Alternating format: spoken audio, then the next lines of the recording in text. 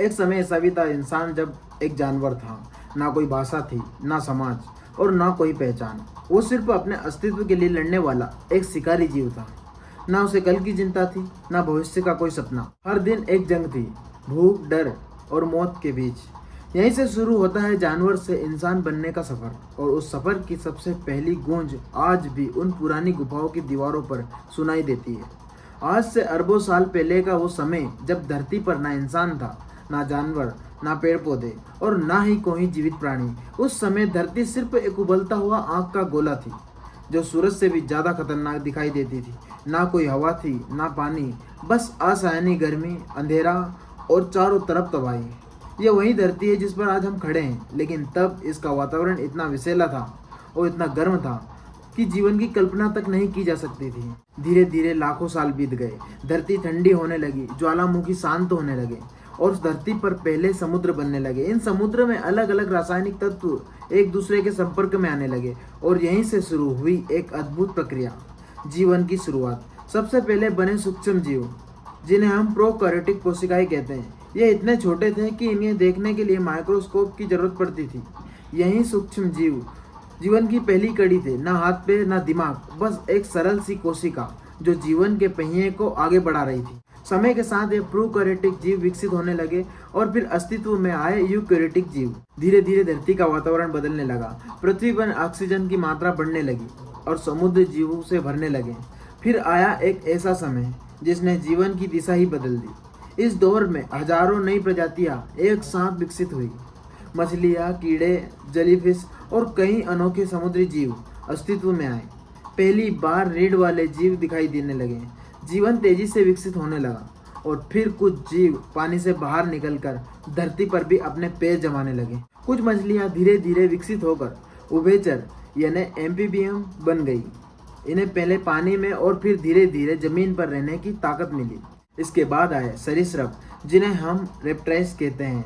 ये वही जीव थे जिन्होंने धरती पर राज करने की शुरुआत की। इन्हीं सभी के बीच धीरे धीरे विकसित हुआ एक ऐसा समूह जिसने आगे चलकर पृथ्वी के सबसे बड़े साम्राज्य को जन्म दिया, डायनासोर। ये था धरती का सबसे दिलचस्प दौर, जब डायनासोर पूरी पृथ्वी पर राज करते थे। ये दौर लगभग 23 करोड़ साल पहले शुरू हुआ था। डायनासोरों की दुनिया सिर्फ एक जैसे विशाल जीवों की तरह नहीं थी।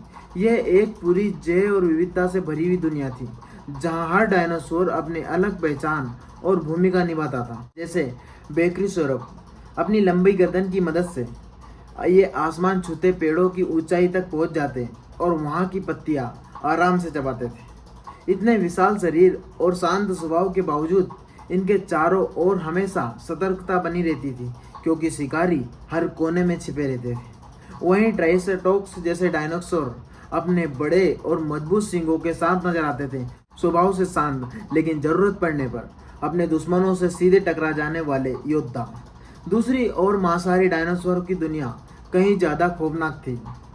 पेरानोसोरस रेक्स को कौन नहीं जानता। विशाल काया, मजबूत जबड़े, नुकीले दांत और राक्षसी ताकत, जिसने उसे अपने समय का सबसे खतरनाक शिकारी बना दिया था। लेकिन इससे कम खतरनाक नहीं थे वेलोसिरेप्टर्स। आकार में भले ही छोटे थे, लेकिन तेजी और चालाकी और टीम वर्क की मदद से अपने शिकार को पल भर में चौंका देते थे। लेकिन डायनासोरों की कहानी सिर्फ धरती तक सीमित नहीं थी। ये उड़ने वाले डायनासोर शिकार की तलाश में या लंबी दूरी तय करने के लिए आसमान में इधर उधर मंडराते रहते थे। और जब नजरें समुद्र की गहराइयों में जाती थी, तो वहां भी डायनासोरों जैसा जीवन मौजूद था। मोसासोरस जैसे समुद्री शिकारी अपनी ताकतवर पूंछ और मजबूत जबड़ों के दम पर पूरे समुद्री जीव जगत पर राज करते थे। वहीं प्लेसियोसोरस अपनी लंबी गर्दन और तेज तैराकी के साथ गहराइयों में शिकार की तलाश में निकलते थे। यानी डायनासोरों का युग धरती, आकाश और समुद्र तीनों में फैला हुआ था और हर जगह वो अपनी अपनी दुनिया के बादशाह थे। डायनासोरों का यह साम्राज्य करीब 18 करोड़ साल तक चलता रहा, लेकिन फिर करीब 6.5 करोड़ साल पहले धरती पर एक विनाशकारी घटना घटी।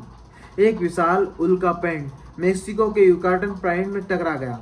इस टक्कर की ताकत इतनी जबरदस्त थी कि आसमान में धूल और राख का अंधेरा छा गया। सूरज की रोशनी धरती तक पहुंचना बंद हो गई, तापमान गिरने लगा। सबसे पहला असर पड़ा पेड़ पौधों पर। जंगल धीरे धीरे सूखने लगे और जब पेड़ पौधे नहीं बचे तो शाकाहारी जीव भूख से मर गए। और जब शाकाहारी खत्म हुए तो मांसाहारी भी ज़्यादा दिनों तक टिक नहीं पाए। धीरे धीरे बड़े जीवों की प्रजातियां एक एक कर खत्म होने लगी। ऐसा लगा जैसे धरती के जीवन श्रृंखला ही टूट गई और यहीं पर खत्म हो गया डायनासोरों का करोड़ों साल पुराना साम्राज्य। लेकिन इस तबाही के बीच धरती एक नई शुरुआत की तैयारी कर रही थी। एक नई दुनिया, नए जीव और अंततः इंसानों का युग शुरू होने वाला था। डायनासोरों के विनाश के बाद धरती पर एक नया अध्याय शुरू हुआ।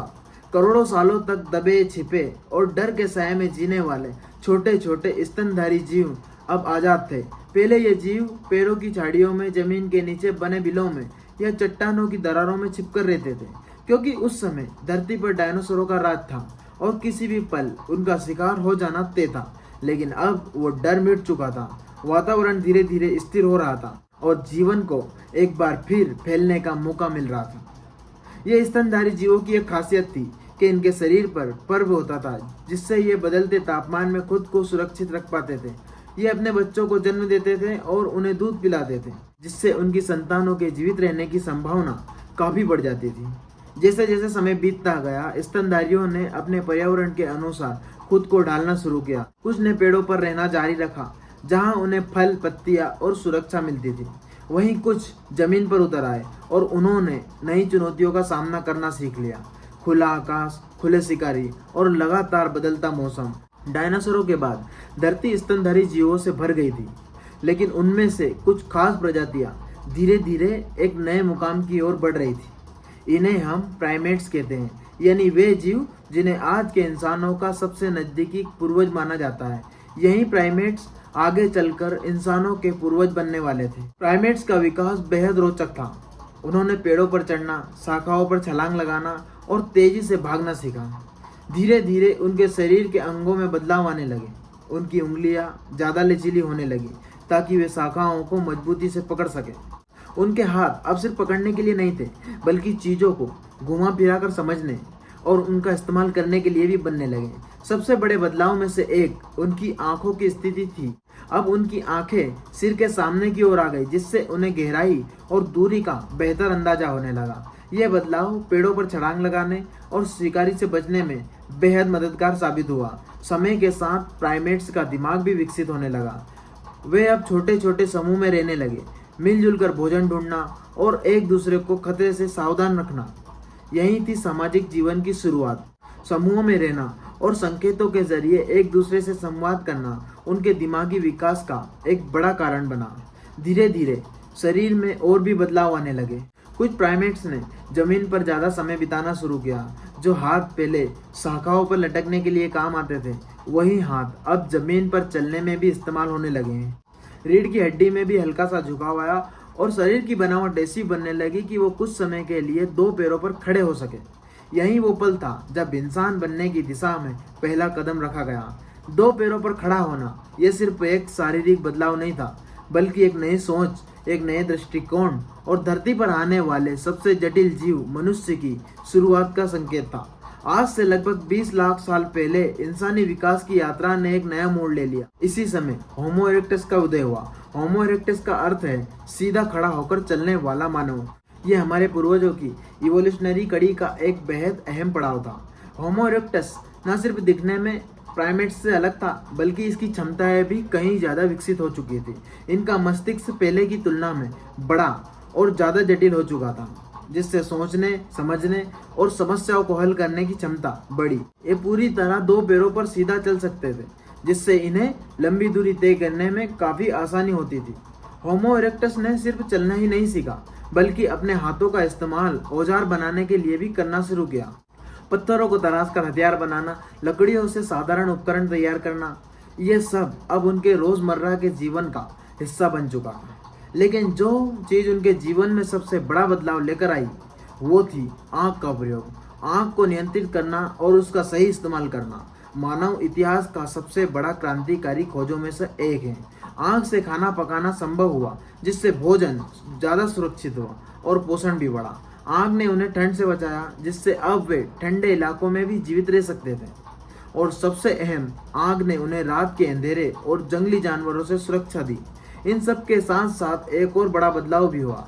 अब इंसान सिर्फ आग के चारों ओर इकट्ठा होकर बैठने वाला जीव नहीं रहा। अब हाथों में कुल्हाड़ी और नुकीले भाले और पत्थर के चाकू, खुरचनियाँ जैसे औजार बनाए जाने लगे। ये सिर्फ औजार नहीं थे, ये इस बात का सबूत थे कि इंसान का दिमाग अब पहले से कहीं ज़्यादा विकसित हो रहा है। अब इंसान अपने पर्यावरण को समझने लगा था और उसे अपने अनुसार ढालने भी लगा था। समूह में रहने के अपने फायदे थे। भोजन मिल बांटकर खाया जाता था। बच्चों की देखभाल पूरी टीम मिलकर करती थी। बीमार या बुजुर्ग सदस्यों की जिम्मेदारी भी सब मिलकर उठाते थे। यही सामूहिक जीवन इंसानी समाज की नींव बन गया। अब इंसान गुफाओं में रहने लगा था। अंदर आग जलाकर रात बिताना, ठंड से बचना और खुद को सुरक्षित महसूस करना, ये गुफाएं इंसान की पहले घर बन चुके थे। लेकिन गुफाएं सिर्फ रहने की जगह नहीं थी, ये पहली कला की जन्मभूमि बनने वाली थी। दुनिया भर की प्राचीन गुफाओं में आज भी ऐसे चित्र मिलते हैं जिनमें हिरण, भैंसे, हाथी और इंसानों की आकृतियां उकेली रही हैं। इन चित्रों ने इतिहास को एक नया आयाम दिया, क्योंकि अब इंसान जी नहीं रहा था बल्कि सोचने, व्यक्त करने लगा था। ये पहली बार था जब मानव ने अपने विचारों को दीवार पर उकेरना शुरू किया और यहीं से कला, संस्कृति और आगे चलकर पूरी सभ्यता की शुरुआत हुई। अब हम उस निर्णायक मोड़ पर आ पहुंचे थे जहां होमो सेपियंस सिर्फ शिकार करने वाले जीव नहीं रहे थे, ये धीरे धीरे इंसान बन रहे थे। एक ऐसा जीव जो सिर्फ जीने के लिए नहीं बल्कि महसूस करने, बोलने और समझने के लिए भी जीवित था। भाषा एक दिन में विकसित नहीं हुई, ये भी लाखों सालों में धीरे धीरे बनी। शुरुआत में इशारों से, हाथों, आंखों और चेहरे के हाव भाव से। अगर आपको इंसानी विकास की ये कहानी पसंद आई हो तो इसे दूसरों तक जरूर पहुंचाइए, क्योंकि जब तक हम अपने अतीत को नहीं जानेंगे तब तक अपने भविष्य की उड़ान को सही मायने में समझ नहीं पाएंगे, और जब तक हम अपनी जड़ें नहीं जानेंगे तब तक अपने पंखों के कद्र नहीं कर पाएंगे। तो वीडियो को लाइक करें, चैनल को सब्सक्राइब करके हमारे साथ जुड़े और कमेंट्स में बताएं आपका क्या मानना है।